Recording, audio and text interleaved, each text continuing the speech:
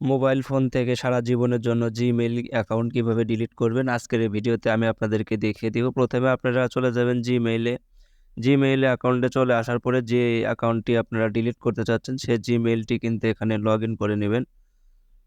So আমি একটা Gmail log in করে নিয়েছি আগে থেকে, আপনাদেরকে জাস্ট দেখানোর জন্য এটাতে ক্লিক করে দিব।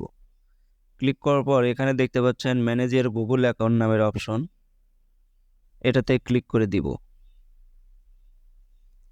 এটাতে ক্লিক করে দেওয়ার পরে আপনাদের সকলের ক্ষেত্রে কিন্তু সেম ইন্টারফেস শো হবে। একটু স্ক্রল ডাউন করবেন, এখানে দেখতে পাচ্ছেন ডাটা অ্যান্ড প্রাইভেসি নামের কিন্তু অপশন, এটাতে ক্লিক করে দিব।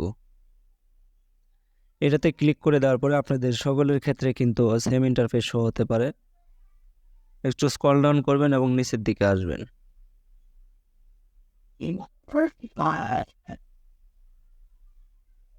নিচের দিকে আসার পরে এখানে কিন্তু দেখতে পাচ্ছেন ডিলিট ইওর গুগল অ্যাকাউন্ট নামের অপশন,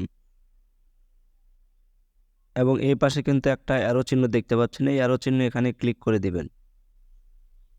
এটাতে ক্লিক করবেন।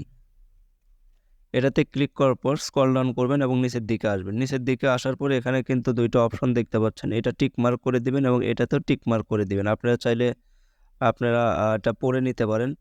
নেওয়ার পরে এখানে দেখতে পাচ্ছেন ডিলিট অ্যাকাউন্ট। আমি যেহেতু অ্যাকাউন্টটা ডিলিট করব না, জাস্ট আপনাদের দেখানোর জন্য এটুকু করলাম। এখানে ডিলিট অ্যাকাউন্ট, এটাতে ক্লিক করবেন, জাস্ট আপনাদের জিমেইল অ্যাকাউন্টটি ডিলিট হয়ে যাবে। ভিডিওটা যদি আমার ভালো লাগে অবশ্যই ফেসবুক পেজটিকে ফলো করবেন এবং যারা আমার ইউটিউব থেকে দেখছেন অবশ্যই সাবস্ক্রাইব করে সাথে থাকবেন। ধন্যবাদ সবাইকে।